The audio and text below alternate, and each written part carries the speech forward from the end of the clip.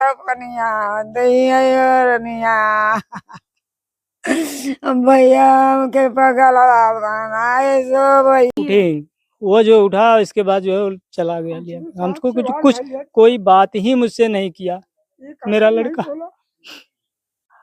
आज मुझे खिलाने वाला जो है कौन मिलेगा जो है कि वो रोटी बना करके मुझे खिला के काम कर पर चला जाता था, फिर पढ़ाई का भी ध्यान देता। हम आपको जिस तरीके से लगातार हम आपको वो खबरें दिखा रहे थे, जिस गांव से 10 लोगों की मृत्यु होती है, कुछ लोग घायल होते हैं, हम एक उसी में से 10 लोगों में से फिर उसी एक व्यक्ति के पास परिजन के पास पहुंचते हैं।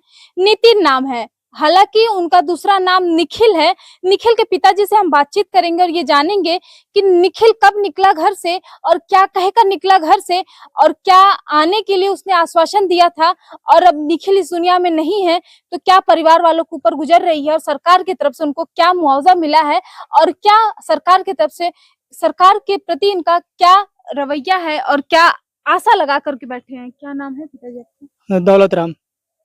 निखिल निखिल क्या मेरे उम्र था? 22। 22 साल। कितनी बजे सुबह कितनी बजे सुबह में ही कम से कम 6 बजता है, उसके बाद निकल गया। 6 बजे निकल जाता है। उस समय तो लोग सुबह उठे वो जो उठा इसके बाद जो है वो चला गया लिया हमको कुछ कोई बात ही मुझसे नहीं किया। मेरा लड़का मैं बातचीत नहीं की, ऐसे मुझसे कुछ नहीं कहा। मैं यही आग्रह करूंगा कि हमारे दरवाजे पर जो है मुख्यमंत्री जी जो है आए और मेरी समस्याओं को देखें, क्योंकि प्रधानमंत्री का जो है यह संसदीय क्षेत्र है, वो उनसे जो है मेरा जो है बहुत ही निवेदन है कि अगर प्रधानमंत्री जी नहीं आ पाते हैं तो मुख्यमंत्री जो है यहाँ पर आए। और घर में निखिल इकलौता लड़का था या नहीं, हम 4 जो है हमारे लड़के थे, उसमें तीसरे नंबर पर जो है निखिल तीसरे। वही मेरा निखिल के ऊपर ही जिम्मेदारी कमाई का पूरी जिम्मेदारी उसी के ऊपर थी। आज मुझे खिलाने वाला जो है कौन मिलेगा जो है कि वो रोटी बना करके मुझे खिला के काम कर पर चला जाता था, फिर पढ़ाई का भी ध्यान देता। किस क्लास में पढ़ता था? 11वीं क्लास में जो एडमिशन लिया था। 11वीं में पढ़ता हाँ। था। माता जी तो गुजर गए, 6 साल हो गया। जब आपका मजदूरी भी जो है करते थे, जो हमारे पास जमीन जायदाद कुछ भी नहीं है। सरकार की तरफ से क्या मुआवजा? क्या मुआवजा जो है, जो सरकार की तरफ से जो है ये आपको 2 लाख जो है हाँ मिला है। और ये और क्या कुछ और जो है हाँ जो है 5,000 रुपये जो है ये सांसद जो थे पूर्व जो है तो रमेश बिंद तो जो है वहीं पर पोस्टमार्टम के लिए जो है 10,000 दिए थे। 5,000 रुपये जो है ये अजय राय जी जो है कांग्रेस निखिल के हम दादाजी से बातचीत करेंगे, क्योंकि अभी तक दादाजी भी अभी जिंदा हैं, पिताजी भी हैं। हालांकि निखिल के माताजी नहीं है। बाप यही चाहता है कि जो बेटा है उसके कंधे का सहारा बनेगा। जब छोटा बच्चा होता है तो बच्चे बाप के कंधे पर चलते हैं, लेकिन जब बच्चा बड़ा होता है तो पिता यही समझता है कि हमें वो आखिरी अंतिम सहारा बनेगा और कंधा हमारा बेटा देगा। लेकिन वो निखिल के पिताजी ये नहीं जानते थे कि ऐसा समय आएगा कि मुझे ही निखिल का कंधा देना पड़ेगा। दादाजी, निखिल अब इस दुनिया में नहीं है। नहीं है सर, ये नहीं। हम किसका सहारा करें? हमारा लड़का देखे वो हाल है, हमारे लड़का का हम किसका सहारा करें? वही खिलाता है, वही कमाता है। बाबूला आधी चुका जो नाटे खा ले तो खा ले, हम किसका सहारा करें? हमें कोई देने वाला नहीं। हमारी जो बुद्धि है तो एक तरह का है, उसी बुद्धि के भी खिला रहे हैं। माई खा लो, माई हमारे नीमक रोटी आटा है, हम पोए खा लो। ये आंसू जो आप देख रहे हैं बुजुर्ग के आंखों से निकल रही है, ये कोई खुशी के आंसू नहीं है। ये पोते के चले जाने के गम में आंसू निकल रहे हैं। पिता का अलग आंसू है। अब हम दादी से बातचीत करेंगे। दादी, हालांकि कहा जा रहा है कि दादी एक तरफ की है। दादी जी, निखिल अब इस दुनिया में नहीं है। अरे मेरी रनिया ललवा में निकालेगा के कलोटा पनिया दैया रनिया भैया के पगला बनाए सो भैया। निखिल सुबह कितने बजे क्या कुछ कह के गया अरे था? भैया नहीं मोर भैया हमसे ना बोले हीरा भैया।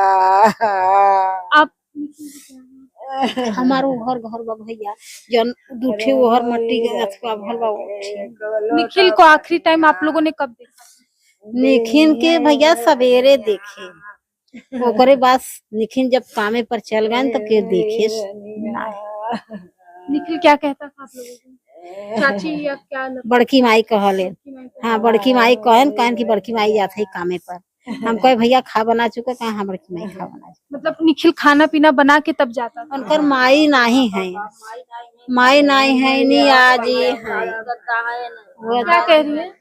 बुढ़ापा बाप बहन दादी है उन्हें खियावत रहे काम करे बनवे खियावे माजे धोए उनके बने के खियाए के धई की जात रहे काम पर। मतलब उस दिन भी निखिल खाना पीना बना के तब गया था? हाँ खाना पीना बना के निखिन अपने आजी आजा के धो के अपने पिताजी के दे के तब कामे पर गल है। पूरा देखभाल हाँ देखभाल घरे का क के तब गल है और निखिन गयन तो फिर संझा के लौट के आए नहीं। मतलब अभी हम आपको बता दें कि अभी आप हम जैसा कि हम लोग जानते हैं कि हिंदू धर्म में पितृपक्ष मनाया जाता है। अभी कुछ दिन पहले पितृपक्ष बीत के गया है। सभी लोगों ने जिनके भी माता पिता नहीं है उन्होंने श्राद्ध दिया और अंतिम बार उन्हें खाना खिलाया। लेकिन निखिल ने अभी सुबह उठता है निखिल और अपने दादा और दादी और पिताजी को खाना बना करके जाता है काम के लिए, लेकिन दोबारा लौटकर नहीं आता है। अब लगता है कि अगली बार के श्राद्ध में निखिल के पिताजी को भी अपने बेटे के लिए श्राद्ध करना पड़ेगा और उसी के लिए अंतिम बार के लिए उन्हें भी कौवे के लिए खाना निकालना पड़ेगा। हालांकि ये काम बेटों का होता है, बेटे अपने माता पिता के लिए श्राद्ध के समय खाना निकालते हैं, लेकिन यहाँ पे एक पिता अपने बेटे के लिए श्राद्ध करेगा और उसके लिए खाना निकालेगा। ये हम आपको वाराणसी के ऐसे गांव से हम आपको रूबरू करवा रहे थे जहां पे एक गांव से ही 10 लोगों की मृत्यु होती है और एक साथ 10 लोगों का शव जलता है। वो घाट का क्या मंजर होगा, वो घाट का क्या मंजर होगा, वो घाट का क्या दृश्य होगा, हम आप अच्छी तरीके से समझ सकते हैं। ये दादी की आंखों से जो आंसू झरझर निकल रहे हैं, ये कोई ऐसे आंसू नहीं है, ये इनके पोते के जाने का आंसू है। हम आपको निखिल के पिताजी से बातचीत करवाए हैं, उनके दादाजी से बातचीत करवाए हैं। निखिल के दादी थी। दादी ये बताइएगा कि और भी बच्चे कहाँ हैं? अरे भैया इनके बच्चे हाँ यही पे हैं। हालांकि निखिल के और भी 3 भाई थे, निखिल तीसरे नंबर का था और निखिल जो है, निखिल के जो और भाई हैं वही घर पे हैं, वो भी दिहाड़ी मजदूरी करते हैं। निखिल तीसरे नंबर का था। पिता को ये गम है कि माता पहले ही चली गई, उनकी वाइफ पहले ही चली गई, हमें तीसरा बेटा भी छोड़कर चला गया, अब किसके सहारे रहेंगे? क्योंकि निखिल ही घर में इकलौता बच्चा था जो खाना पीना बना करके और दिहाड़ी मजदूरी भी करता था और माँ बाप को खिलाता था और साथ में पढ़ाई भी करता था। उस माँ बाप का कौन सहारा बनेगा? अब पिताजी से हम बातचीत करेंगे कि सरकार की तरफ से क्या उनका आशा है कि सरकार की तरफ से वो क्या चाहते हैं और क्या कुछ सरकार की तरफ से क्या चाहते हैं? हम चाहते हैं कि सरकार की तरफ से जो है हमारे बच्चे को जो है कोई जो है नौकरी दे। सरकारी और नौकरी? हाँ, और हमारे पास देखिए, हमारे पास ये झोपड़ी है, सब जो है झुग्गी झोपड़ियाँ हैं, ये जो है प्रधानमंत्री तक जो है हमारी बात जो है वहाँ पहुँचनी चाहिए। मैं अनुरोध करूंगा आप लोगों से कि वो आए और हमारे गांव के बीरबलपुर को जो है गोद लें। बीरबलपुर को हाँ। गोद लें। इनका कहना है कि प्रधानमंत्री नरेंद्र मोदी जिस तरीके से जयापुर को गोद लेते हैं, वहां पे जैसे हैं जयापुर का सुंदरीकरण होता है, ऐसे इनका कहना है कि हमारे गांव को भी प्रधानमंत्री गोद ले, हमारे गांव का सुंदरीकरण हो। गांव में कई सारी समस्याएं हैं, जल कल की योजनाएं तो पहुंच गई हैं, लेकिन उस जल कल में एक बूंद भी पानी आपको दिखाई नहीं देगा। ये हालांकि इस गांव की समस्या नहीं है, ये और ऐसे कई सारे गांव हैं जहां पे जल कल की समस्याएं तो पहुंच गई हैं, घर घर तक जल कल की जो नल है वो पहुंच गई है, लेकिन एक बूंद का पानी भी आपको ढकेलता हुआ दिखाई नहीं देगा। ये हम आपको उस गांव से खबर दिखा रहे थे जहां से 10 लोगों की मृत्यु हो चुकी है। फिलहाल हम आपको ऐसी खबरों से रूबरू करवाते रहेंगे। देखते रहिए प्रिया सिंह के साथ दास्तान मीडिया।